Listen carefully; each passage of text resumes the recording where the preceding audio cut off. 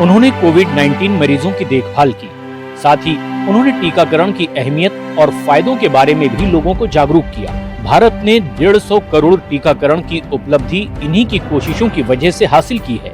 गांव से लेकर कस्बों और शहरों तक फ्रंटलाइन स्वास्थ्य कर्मियों की कहानी लोगों तक नहीं पहुंची, लेकिन फिर एक बार टीकाकरण को लेकर नेटवर्क 18 और फेडरल बैंक की जागरूकता मुहिम संजीवनी अ शॉट ऑफ लाइफ आप तक लाएगा इन स्वास्थ्य कर्मियों की कहानी। इस खास कार्यक्रम में मिलिए हमारे संजीवनी चैंपियन, हमारे संजीवनी वॉरियर से और जानिए कि उन्होंने अपने काम से आगे बढ़कर किस तरह से देश की सेवा की।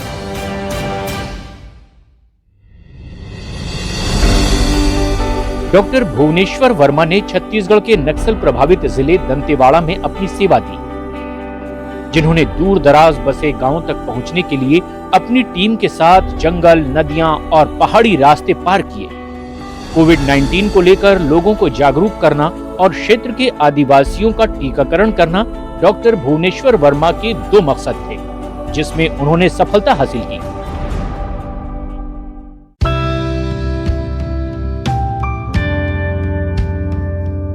पहले जब हम लोग आते थे सर टीकाकरण में, तो लोग हम लोग को देख के ही छूट जाते थे।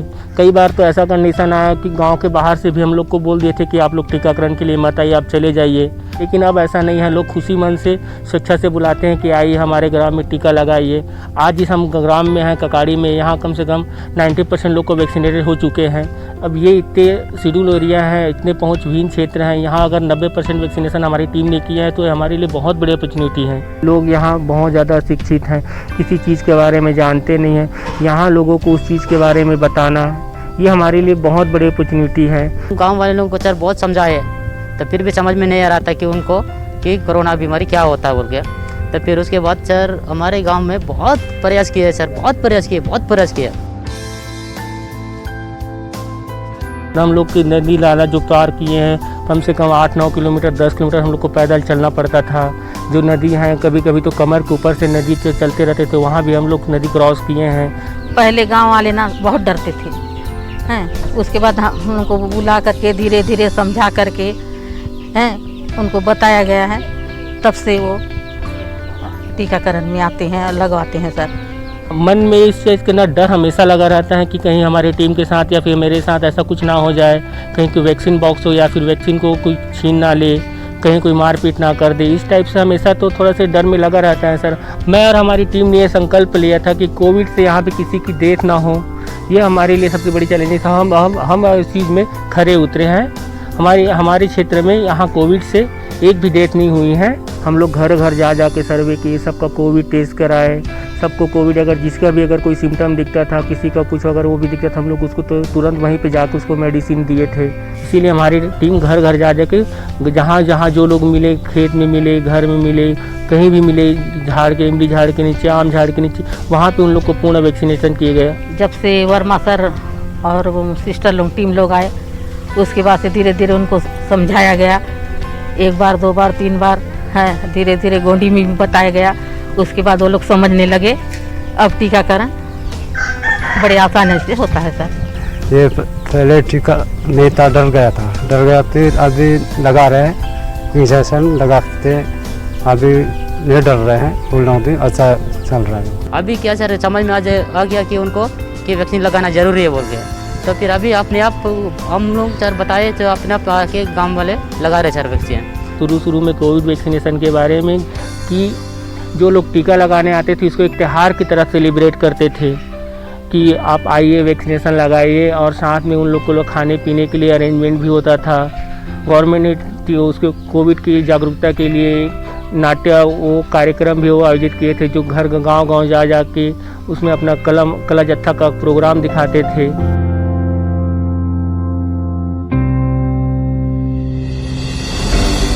ऐसे दूसरे लोग भी थे जो इस दौरान मदद के लिए आगे आए। महाराष्ट्र के नासिक जिले के सामाजिक कार्यकर्ता नितिन गायकर उनमें से एक हैं, जो हमारे संजीवनी चैंपियन भी हैं।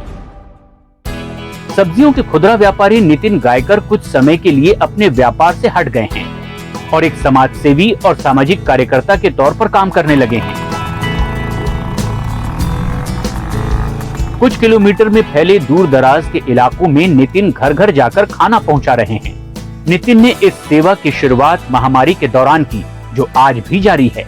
जो 260 लोगों को खाना रोज का, जो गरीब है, जो कोविड पेशेंट है, उनके सेहत के लिए जो अच्छा खाना है वो सवेरे और शाम में 2 टाइम में खाना देने का काम किया। अस्पताल में बिस्तर का इंतजाम कराने से लेकर रेमडेसिविर जैसी जरूरी दवाएं खरीदने, मांग बढ़ने पर ऑक्सीजन मुहैया कराने और ऐसे 17 लोगों का अंतिम संस्कार करने तक जिनके परिवार ने डर की वजह से उनका अंतिम संस्कार करने से मना कर दिया, नितिन ने लगभग हर संभव मदद की और इन सब का खर्च नितिन ने खुद उठाया। मेरे मदर को जब कोरोना हुआ था तब नासिक सिटी में किधर भी बेड अवेलेबल नहीं था, तब नितिन गायकर जी ने बेड अवेलेबल किया, ऑक्सीजन अवेलेबल कर दिया, रेमडेसिविर इंजेक्शन अवेलेबल कर दिया। उसकी वजह से मेरी मदर की आज जान बची है, जिंदा है वो। नितिन के पिता का देहांत 15 साल पहले हो गया था और महामारी के दौरान नितिन ने मौत को बेहद करीब से देखा। जिसके ऊपर भी संकट आता है, जिसके ऊपर मैं आके मेरे को अंदर से ही आवाज आता है कि नहीं अभी चल पड़, तेरी ज़रूरत है लोगों को, तो मैं चल पड़ता हूँ वो संकट काल में। और ये टाइम पे कोई बाहर नहीं आता, जब बाहर नहीं कोई आता तो हमारी ज़रूरत है, हम हमारी ज़रूरत समझ के लोगों की ज़रूरत समझते वो हमने काम किया। ये हमें संजीवनी कैंपेन में हेल्प कर रहे हैं वैक्सीनेशन के लिए, अवेयरनेस करने के लिए। तो क्या होता है ना, गांव के लोगों को उनके साथ जितनी अटैचमेंट है वो हमें हेल्प करती है हमारा कैंपेन आगे बढ़ाने के लिए। ऐसे में कोई शक नहीं है कि लोगों की हर कदम मदद करने वाले नितिन गायकर हमारे संजीवनी चैंपियन हैं। गुंटूर जिले में संजीवनी का जमीनी स्तर पर असर, भारत ने 150 करोड़ कोविड-19 टीकाकरण की उपलब्धि हासिल कर ली है। स्वास्थ्य कर्मियों ने अपनी निरंतर कोशिशों से इसे मुमकिन बनाया। उन्होंने लोगों को टीकाकरण की अहमियत और फायदों के बारे में जागरूक किया। साथ ही ये भी समझाया कि कोविड से जंग में यही हमारा एकमात्र सुरक्षा कवच है। भारत के कुछ क्षेत्रों में जैसे गुंटूर जिला, वहां स्वास्थ्य कर्मियों को टीकाकरण के लिए कड़ी चुनौतियों का सामना करना पड़ा। నా సబ్ సెంటర్ కింద అంటే మేము చేస్తున్న నాకు ఇచ్చిన సబ్ సెంటర్లో 4 విలేజెస్ ఉన్నాయి. ఈ 4 విలేజెస్లో కొన్ని చోట్ల అంటే వెహికల్స్ అంటే వెహికల్ వెళ్ళడానికి కానీ దారి లేదు, అడవి ప్రాంతాలు, అలాంటి సిచ్యువేషన్లో నడుచుకొని వెళ్ళాలి వర్షంలో కానీ ఎండల్లో. తర్వాత जब इस क्षेत्र में पहली लहर आई तो ग्रामीण बहुत डरे हुए थे।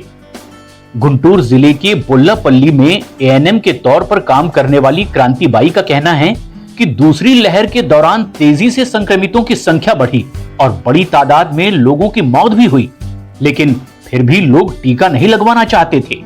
టైంలో వ్యాక్సిన్ వచ్చింది, మేము చెప్పినా కానీ వాళ్ళు వినలేదు. అయితే ఒక ఇద్దరు ముగ్గురు వేసుకున్న తర్వాత వ్యాక్సిన్ వాళ్ళకి ఒళ్ళు నొప్పులు, తర్వాత కొంచెం నీరసంగా ఎక్కువగా ఉండడం, తర్వాత జ్వరం, వాంతులు అలాంటి వాటికి భయపడుతూ వాళ్ళు వ్యాక్సిన్కి ఇదిగా ఉన్నారండి. उन लोगों में मजदूरी करने वाले कृपा राव और उनकी पत्नी शिखा कुमारी भी शामिल थी। మీకు ఈ కరోనా వ్యాక్సినేషన్ అంటే ఏమన్నా భయమా? ఫస్ట్లో భయపడ్డామండి, ఒళ్ళు నొప్పులు వస్తాయని, జ్వరం వచ్చిందని చెప్పేసి వేయించుకోలేదు. ఎట్లాంటి భయం వచ్చేదండి? ఎందుకు భయపడ్డారు? ఎందుకంటే ఇప్పుడు బాగలేదు కదా, జ్వరాలు వచ్చి చనిపోతున్నారు అంటున్నారు కదా, అందువల్ల భయపడ్డాం. संजीवनी की टीम तुरंत काम में जुट गई। जमीनी स्तर पर काम करने वाली टीम ने पति पत्नी को समझाया कि टीकाकरण जरूरी क्यों है और ये किस तरह कोविड-19 के खिलाफ सुरक्षा कवच देता है। शुरुआत में झिझकने के बाद पति पत्नी टीकाकरण करवाने के लिए तैयार हो गए। వీళ్ళందరూ వచ్చి చెప్పారండి వ్యాక్సిన్ వేయించుకోమని. కరోనా వ్యాక్సిన్ వేయించుకుంటే మంచిదని చెప్పారు. ఆ తర్వాత వేయించుకున్నాం.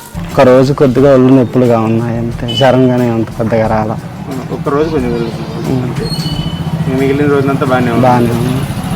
ఇప్పుడు మీ పనులు మీరు బాగానే చేసుకుంటున్నారుగా? బాగానే చేస్తాం. आज क्षेत्र के ज्यादातर ग्रामीणों का टीकाकरण पूरा हो चुका है। సంజీవని వెహికల్ ద్వారా చాలా హెల్ప్ అయిందండి. వాళ్ళ ద్వారా మేము 80% కంప్లీట్ చేసుకున్నామంటే కారణం సంజీవని వెహికల్ వల్ల.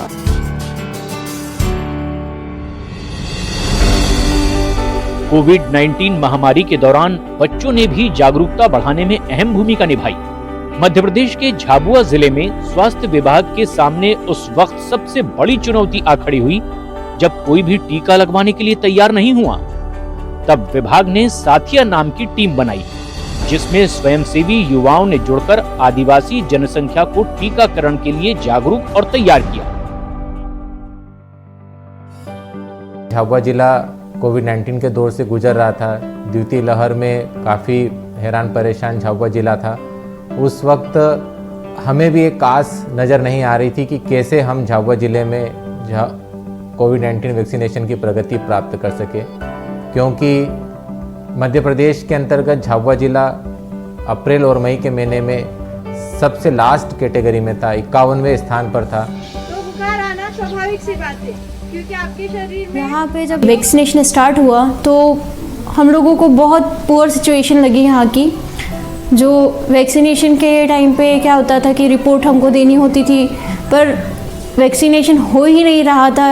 रिपोर्ट हम क्या देते वहाँ पर? रिपोर्ट जब देने का टाइम आता था तो हमारे पास में रिपोर्ट देने के लिए ज़ीरो होता था, क्योंकि वैक्सीनेशन हो ही नहीं रहा था ना। ऐसी स्थिति में साथिया उभर कर सामने आए। साथिया हमारे जो एक आशा कार्यकर्ता होती है उसके नीचे काम करते हैं, जिसमें एक मेल साथिया होता है, एक फीमेल साथिया होता है। और इन साथिया का विशेष रूप से 10 वर्ष से लेकर 19 वर्ष के बच्चों का साथ मिल के काम करते हैं। टीका लगा लेता? टीका लगा 352 साथिया 1 महीने के भीतर उन्होंने अपना प्रथम डोज कंप्लीट कर लिया। और जब ये प्रथम डोज इन्होंने कंप्लीट करा तो इनके साथ साथ में जो इनके माता पिता हैं, इनके काका काकी है, बाबा बाबी हैं, समाज में अन्य 18 से अधिक उम्र के युवा वर्ग थे, उन सभी के साथ में ये लोग जागरूकता के साथ में इनके साथ आगे बढ़े। ये भी अफवाह फैली हुई थी कि सरकार ने ये टीकाकरण लगवाया ताकि जनसंख्या को नियंत्रण कर सके। ऐसी तमाम भ्रांतियों को इन साथिया ने यह साबित करके दिखाया कि हम भी आप लोगों के बीच से ही हैं। बहुत से लोगों ने तो हमको बार बार भगाया, डांटा, बोले भी, थोड़े अपशब्द भी बोले, हमने सहन भी किया। हमने मन में ठान ही लिया था कि एक बार तो टीकाकरण पूरा गांव सुरक्षित करके ही छोड़ेंगे, नहीं तो छोड़ेंगे नहीं इनको। हम लोगों ने उन्हें समझाया कि वैक्सीन लगाने से कुछ नहीं होता है, क्योंकि हमने भी वैक्सीन लगाया, ये हमारा खुद का एक एक्सपीरियंस है।